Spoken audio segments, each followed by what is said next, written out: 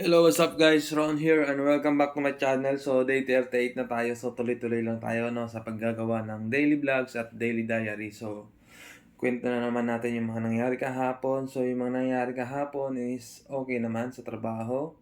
Walang problema at sa mga coworkers, ayos naman tayong lahat. At yun, naghanap tayo ng mga player. Sasali tayo ng basketball league ngayong October. Nagbubuo ako ng team. So, asan na ba yung listahan ko? Kailangan ko itong dalhin. Ayan.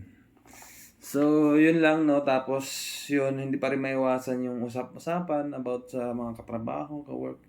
Kasi, nasanay na yung isip natin sa ganong conversation. Lagi. Kasi naging habit na natin na pag-usapan lagi ang ibang tao. So, yun yung iiwasan ko na ngayon. At, pagbubutihan natin sarili natin. Gawin nating mag-improve tayo sa mga ganong bagay. Imbis na pag-usapan ng ibang tao at libakin at siraan, ang gawin natin is pag-usapan natin yung mga bagay-bagay na makakapagbigay sa atin ng mas magandang kinabukasan. So, yun lang, no? Overtime tayo kahapon at okay naman, kasali tayo sa overtime. Tapos, ano pa ba? Medyo iba yung nararamdaman ko kahapon kay Tongwei, no? Parang may binabalak na naman siyang masama. Kasi nakikita niya akong nag-headset. So, yun, tinanggal ko siya. So, tinanggal ko yung pag-headset nung hapon na ulit ako nag-headset. Nung umaga, medyo iba yung nararamdaman ko sa kanya. So, dapat marunong tayo mag-observe. So, yun nga yung sinusulat ko ngayon sa lip notebook para tayong gumagawa ng essay or ng story or ng parang libro. Parang to raise up our awareness. So, kasama dun yung observation. So, dapat talaga mag-observe tayo sa paligid natin kung ano yung nangyayari, kung ano yung kinikilos ng isang tao. Kung okay ba o hindi.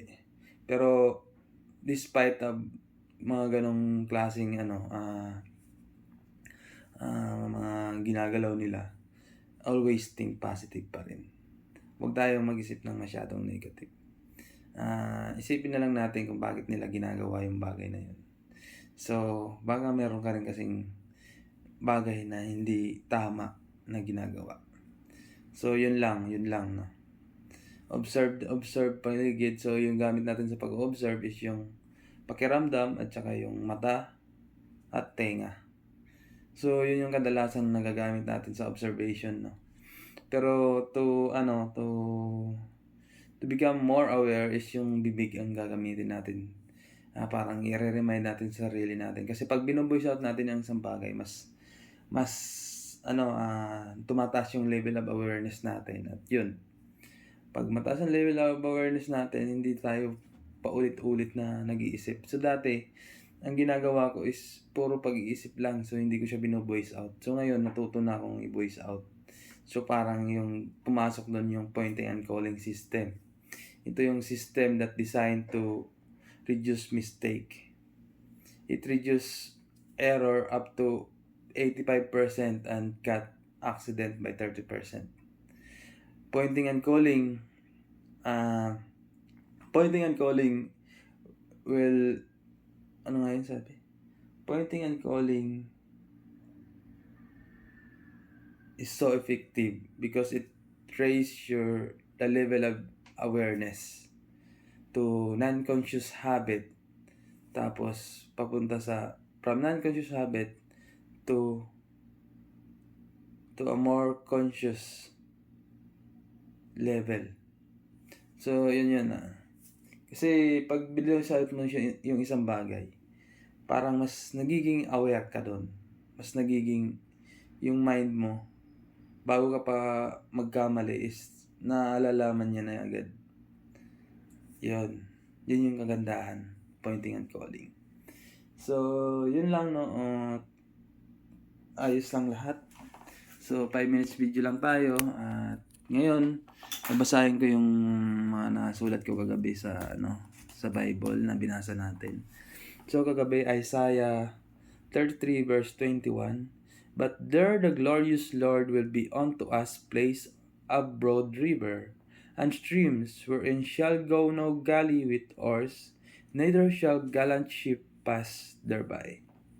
So, no, lagi lang natin isasama si God sa pang-araw-araw natin na buhay.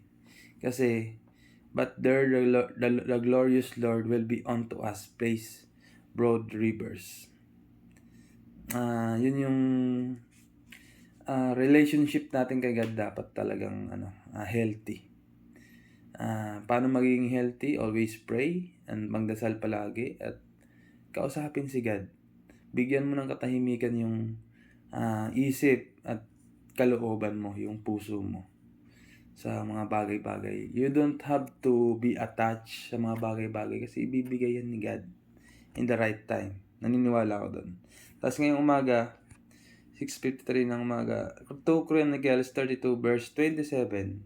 And Hezekiah had exceeding much riches and honor, and he made himself treasuries for silver and for gold, and for precious stones, and for spices, and for shield, and for all manners of pleasant jewels. So, ang ganda ng mga sinabi sa Bible. So, yun nga, iwasan na lang din natin yung yung pag-iisip ng masama at saka kahalayan sa kapwa. Hindi ko alam yung 6 desire talaga, yung 6 urges, hindi siya madaling tanggalin. Siguro iwasan mo na lang tumingin, no?